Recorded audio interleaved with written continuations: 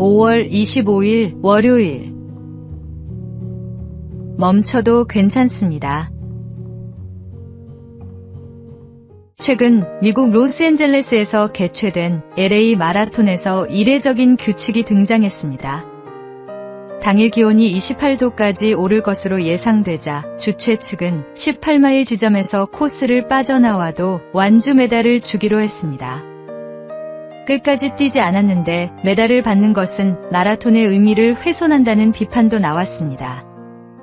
그러나 한편으로는 이런 물음도 생깁니다. 과연 무리하게 결승선까지 달리는 것만이 진정한 완주일까요? 우리의 신앙 여정도 이와 닮아 있습니다. 때로 하나님은 우리에게 멈춤을 허락하시고 때로는 다시 달리도록 이끄십니다. 기진맥진한 엘리야에게 천사를 보내어 먹이고 쉬게 하셨던 하나님은 그를 책망하지 않으셨습니다. 다만 회복시키셨습니다. 쓰러질 때까지 버티는 것이 충성이 아닙니다. 하나님 안에서 넘어지고 일어서며 끝까지 걸어가는 것이 참된 충성입니다. 지혜로운 멈춤은 포기가 아니라 숨을 고르고 다시 나아가기 위한 준비입니다. 하나님은 오늘도 우리의 지친 발걸음을 외면하지 않으십니다. 오늘의 말씀. 여호와의 천사가 또 다시 와서 어루만지며 이르되 일어나 먹으라. 내가 갈 길을 다 가지 못할까 하노라 하는지라. 오늘의 만나. 지금 지쳐 멈추고 싶은 자리에 있습니까? 그 자리를 실패로 여기지 마십시오. 하나님은 회복시키신 후 반드시 다시 길을 열어주십니다.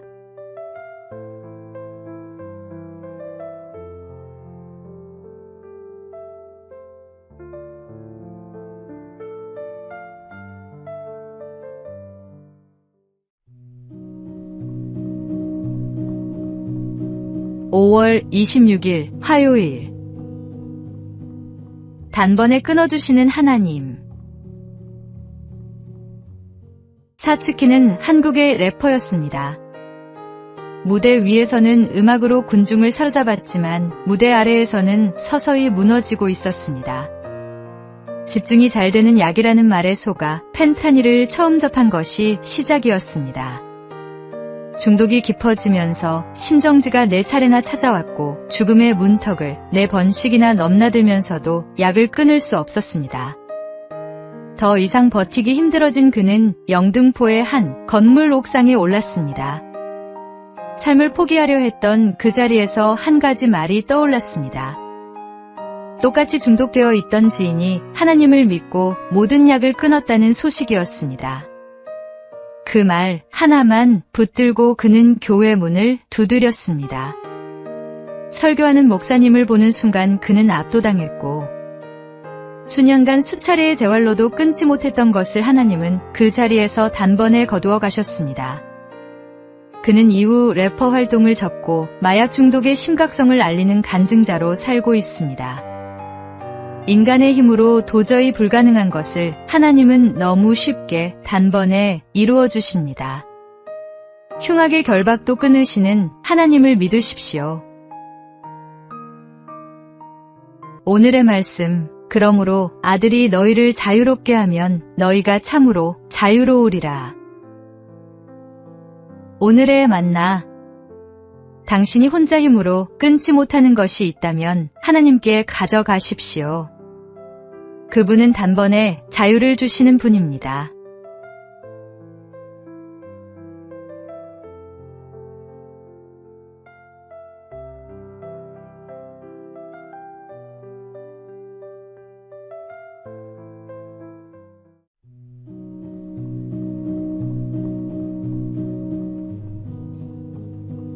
(5월 27일) 수요일. 향기 나는 진흙. 한 나그네가 길을 걷다 향기를 풍기는 진흙 한 덩이를 발견했습니다. 나그네가 물었습니다. 내가 바그다드의 진주냐? 진흙은 아니라고 대답했습니다. 그럼 인도의 사향이냐? 역시 아니라고 했습니다. 그렇다면 너는 무엇이냐? 진흙은 그저 평범한 흙덩이일 뿐이라고 했습니다. 그런데 어디서 이 향기가 나오는 것이냐? 진흙이 대답했습니다. 제가 오랫동안 백합화 곁에 있었기 때문입니다. 백합화가 뿌리를 내리고 꽃을 피우며 오랜 세월을 함께한 까닭에 보잘것없는 진흙에도 아름다운 향기가 배어든 것입니다. 우리도 다르지 않습니다.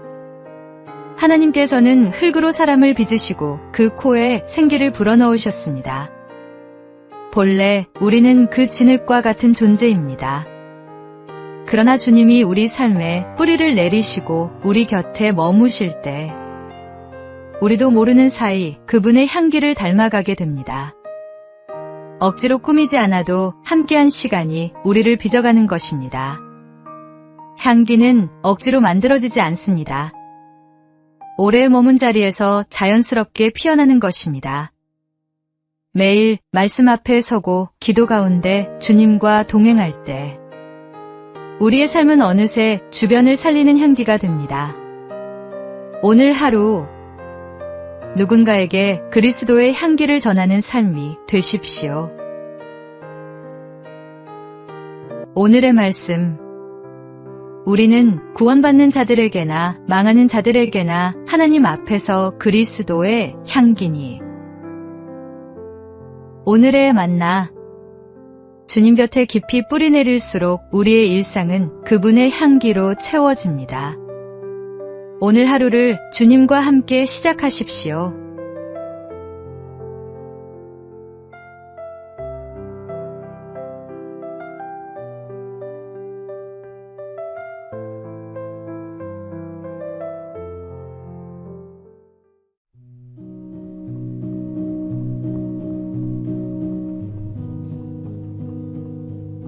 (5월 28일) 목요일.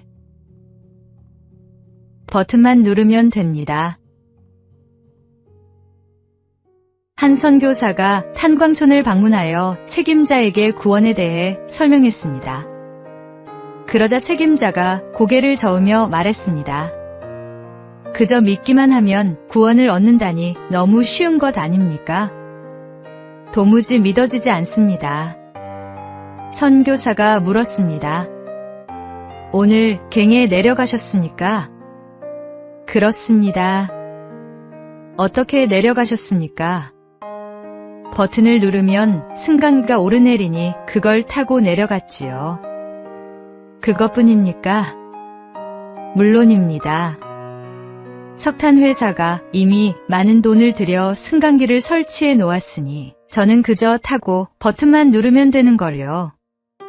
선교사는 빙그레 웃으며 말했습니다. 바로 그것입니다. 하나님께서는 우리를 위해 독생자 예수 그리스도를 십자가에서 대신 죽게 하셨습니다. 이미 모든 것을 이루어 놓으셨으니 우리는 그 공로를 믿기만 하면 됩니다. 십자가의 승강기는 이미 놓여 있습니다. 믿음의 버튼만 누르시면 됩니다. 구원은 우리의 노력으로 얻는 것이 아닙니다. 주님께서 이미 값을 치르셨습니다. 우리가 할 일은 단 하나, 그 은혜를 믿고 받아들이는 것입니다. 오늘의 말씀. 주 예수를 믿으라. 그리하면 너와 내 집이 구원을 받으리라 하고. 오늘의 만나. 혹시 구원이 너무 거창하게 느껴져 망설이고 있지는 않습니까? 주님은 이미 모든 것을 준비해 두셨습니다. 오늘 그 믿음의 버튼을 누르십시오.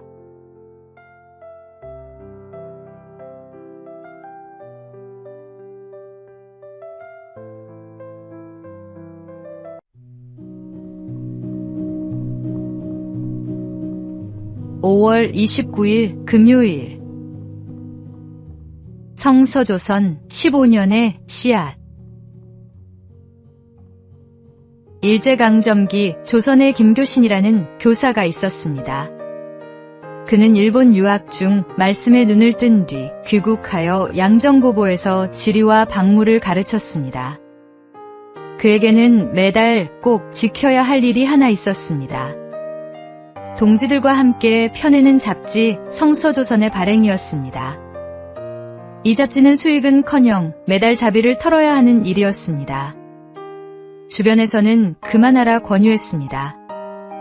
선생님, 그 돈과 시간을 다른 데 쓰시면 얼마나 낫겠습니까? 김교신은 답했습니다. 조선 사람에게 성경을 읽히는 것. 그것이 내 삶의 이유입니다.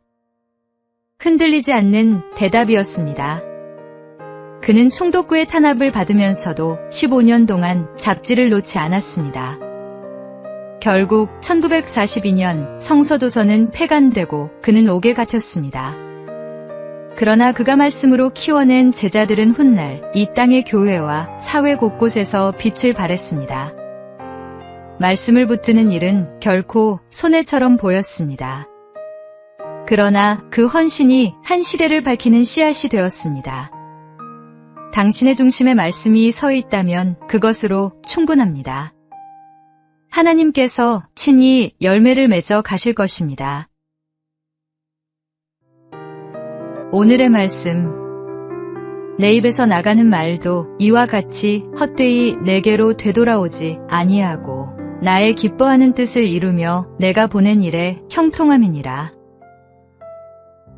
오늘의 만나.